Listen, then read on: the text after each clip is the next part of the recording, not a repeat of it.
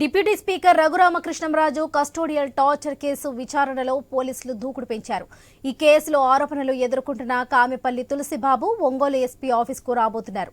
నాడు టార్చర్ చేసిన సమయంలో హార్ట్ ఆపరేషన్ చేయించుకున్న రఘురామ గుండెలపై తులసిబాబు కూర్చొని టార్చర్ చేశారనే అభియోగాలున్నాయి. దీంతో తులసిబాబును గుర్తించేందుకు తాను విచారణకు వస్తానని ఎస్పీకి లేఖ రాశారు deputy speaker. Deputy speaker Raghurama Krishnam Raju custodial torture case విచారణలో పోలీసులు దూకుడు పెంచారు. ఇదే విషయానికి సంబంధించి మరిన్ని అప్డేట్స్ మా ప్రతినిధి సుధాకర్ అందిస్తారు. సుధాకర్, చెప్పండి.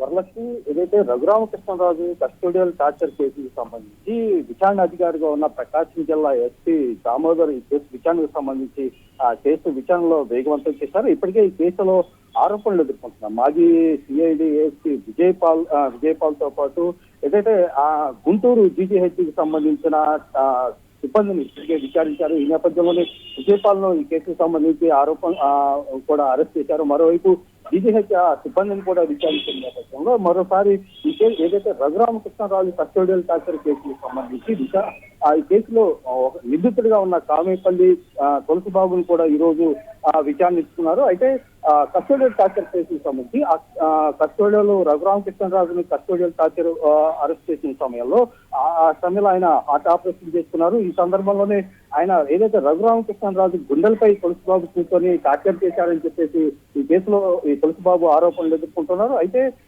తులసిబాబుని గుర్తించేందుకు ఇప్పటికే డిప్యూటీ స్పీకర్ గా ఉన్న రఘురామకృష్ణరాజు తనకు తులసిబాబుని గుర్తించేందుకు కూడా విచారణకు హాజరవుతామని చెప్పేసి ఇప్పటికే స్పీకర్ ఏదైతే దామోదర్కు లేఖ రాశారు.